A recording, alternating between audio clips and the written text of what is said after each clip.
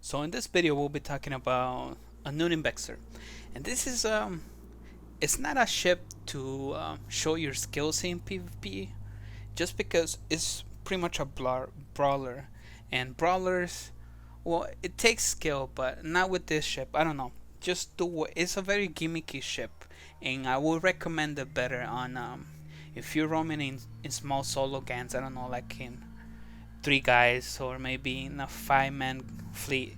It's actually very good because those nukes are very powerful.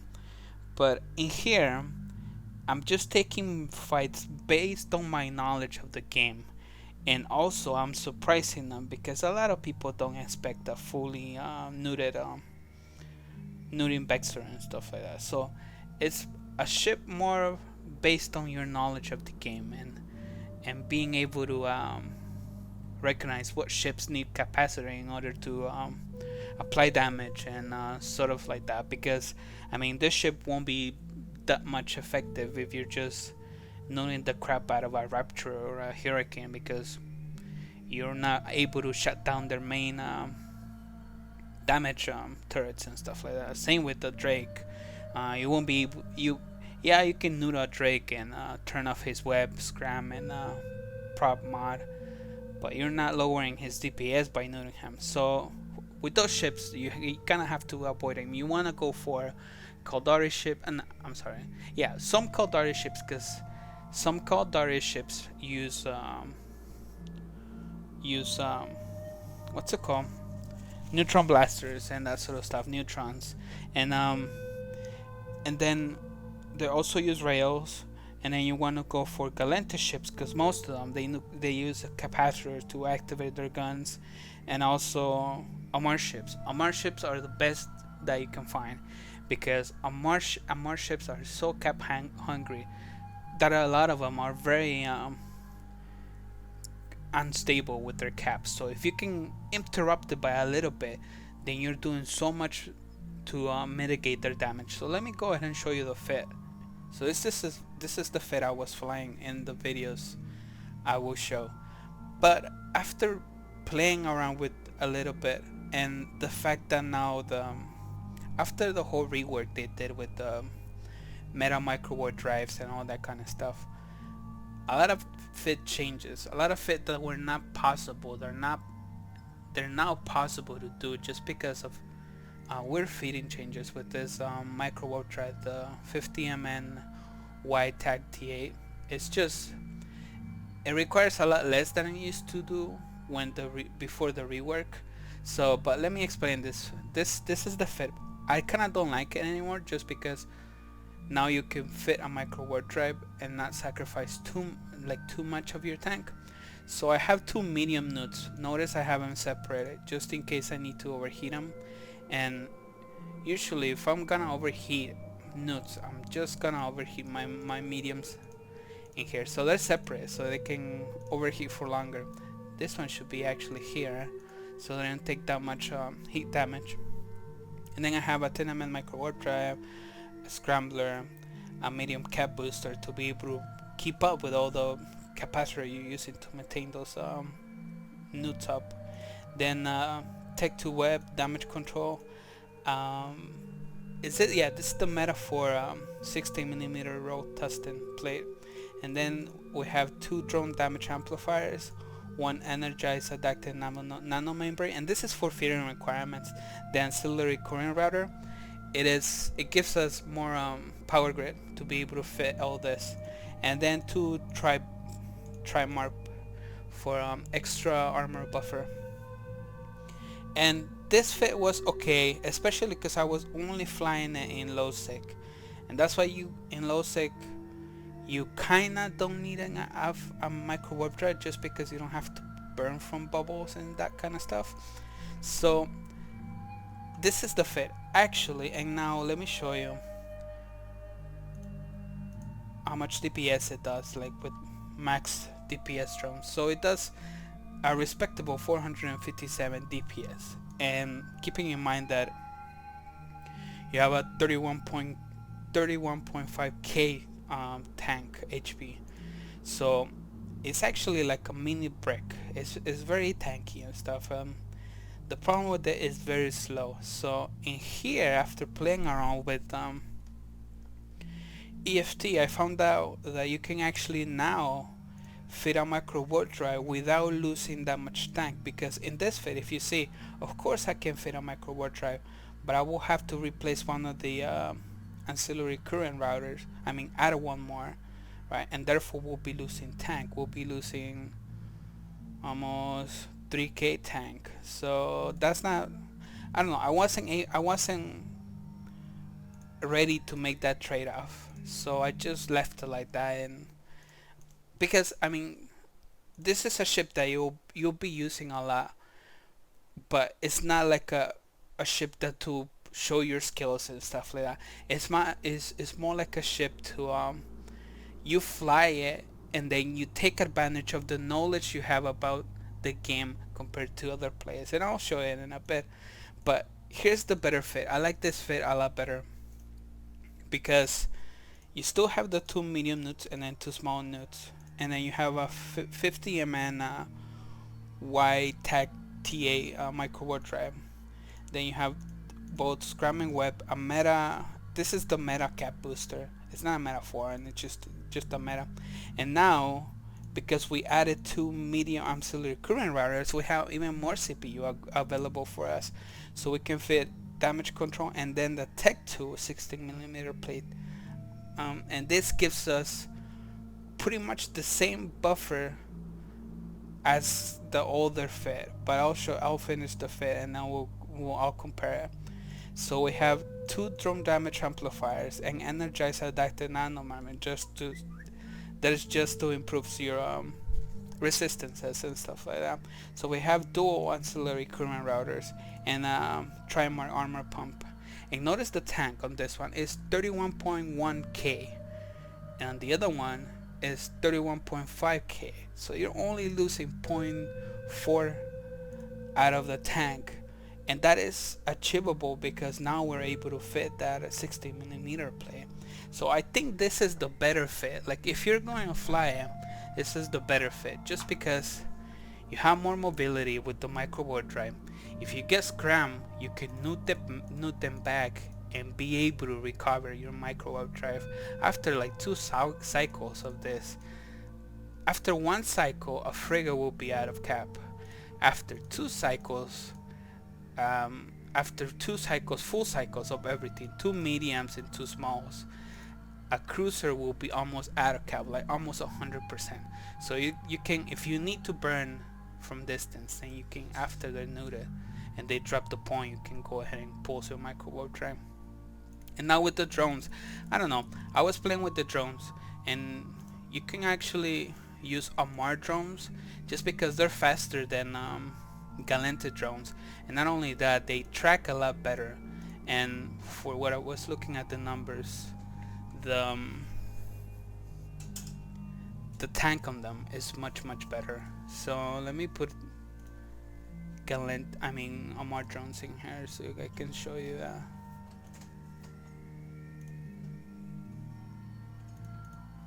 So we put 1 acolyte, 2 infiltrators, and then where's the heavies here? I don't know how to pronounce this name. 2 prorators or whatever it's called. 3 of them. Actually, just 1. There. So now your max DPS set is much more able to track frigates that are neutered and web, because they won't be moving much and you're not losing a lot of DPS. Like DPS is 391 compared to the other set, the MR 447, and it might look like a lot, but keep in mind that this Amar drones are tracking a lot better, so they're actually applying almost their full damage, unlike the ogres over here that they're gonna be missing a lot because their tracking is very poor. So now let me show you the videos and we'll talk about the fights. So in this fight I'm going against 3 Comets, and things to know about the Comets is that they are really cap hungry. I mean, they need capacitor to power up their guns and also their tanks, because most of them are active armor tank, unless you're flying some gimmicky Comet fit and stuff. So again, like this fight doesn't require a lot of skill. It's more towards your knowledge of the game and your knowledge of other ships, and being able to know what your ship is capable of. For example, in this first Comet, I right away I burned towards him, and I noticed that he's burning right away, so I just changed my locks into Comets that are close, because if you're close enough to me, I can kill your capacitor pretty much almost instantly, especially because they're on frigates. So I turn on my 2 mediums and start neuting him, and right away you're gonna see that his ship is gonna start just slowing down because they won't have enough capacitor. And I put my other 2 mediums on the other Comet, and this is kind of dangerous to do. Not dangerous, but kind of, you shouldn't do it that much if you can tank them, because what I'm doing, I'm scaring that other Comet, and I don't have a scram on him, so he's gonna have those neuting problems. And if he sees that, he realizes he can actually just warp off and not take the fight. So I don't know, I don't feel like I should have neutered him right away because of that.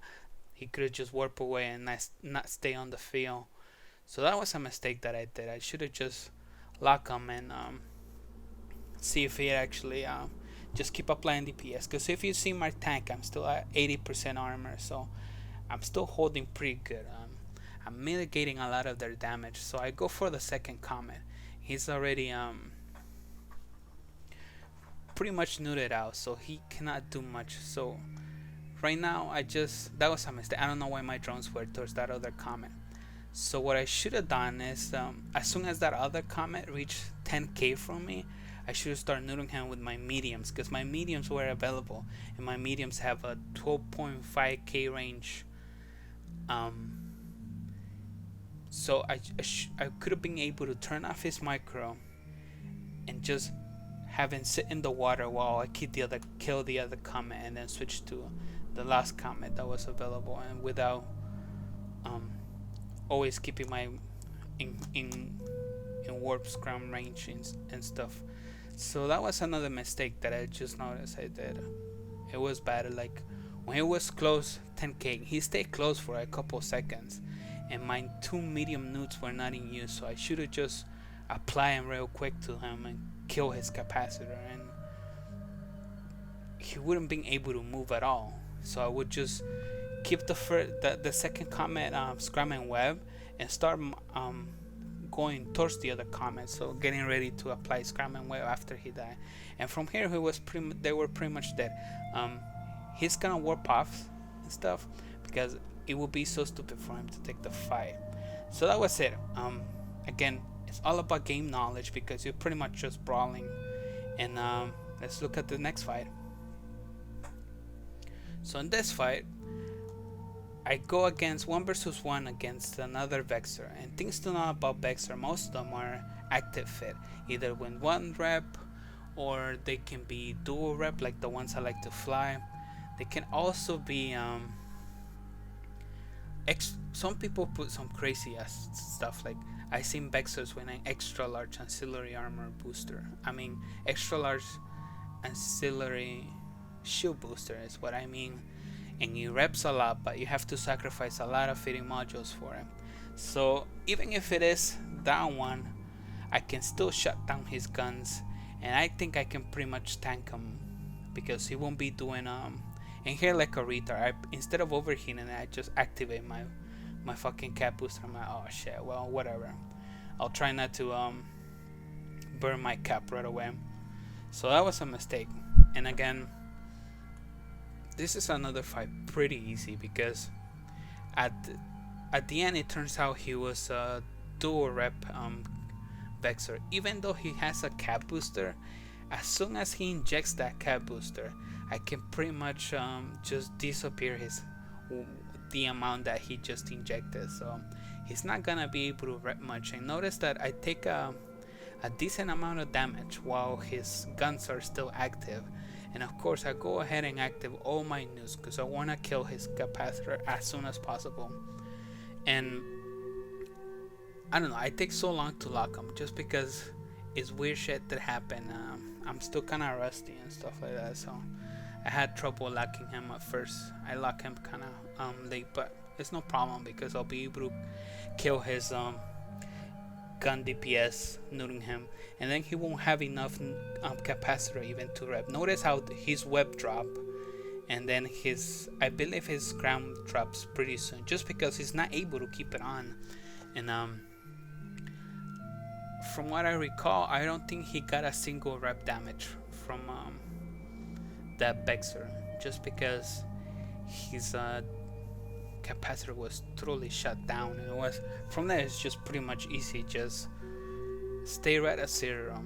I'm not afraid of his neuts and stuff, I mean his guns, because he's not applying any DPS to me, except for the drones. I'm taking drone damage, and that's like 400 DPS. I think he has Galente drones out, so I'm taking about 450 DPS from his drones, depending on skills.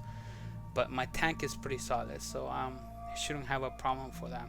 And from here on, it's just a matter of just stay right on top of him, making sure that at this point he's not even able to, no scram, no web, no guns, and it looks like he's de-aggroing, but the matter of fact is that he's not able to activate any of his guns. And again, this will be really, really horrible for your enemy if you catch like an MR ship that uses lasers. You'll be able to kill his cap almost instantly. You shut down his whole DPS. For example, if you have if you find a harbinger, you'll destroy his DPS. If you find pretty much any guns, any ships that uses lasers, also blasters, also rails, what else? Beam lasers. Those are the ones that use capacitor. Missiles and artillery and autocannons, they don't use capacitors. So you want to avoid Minmatar ships, and then some Caldari ships, and some Amar ships, because some Amar ships actually use drones and missiles as their main DPS. So again, it comes all about game knowledge, knowing what every shipping Eve does and what it's capable of, and then you assess, okay, can I turn off his main way to applying DPS? Yes. Okay, then it is engageable. It is an engageable ship. So it's a very easy ship to fly if you want to go ahead and try it, but just be aware that your game knowledge has to be pretty much on top, just to be able to assess every fight. And I mean, you won't be able to take that many fights because it's just a very gimmicky ship. It's like I said earlier, I recommend it for small gangs better, because small gangs, they can always apply fast echo and stuff like that, and then you land and start neuting the main DPS, or maybe the Logi if there is right on top of it and stuff like that. So yeah, I hope you guys liked the video. Go ahead and rate it. Any comments, negative or positive, they're always appreciated. So thank you guys.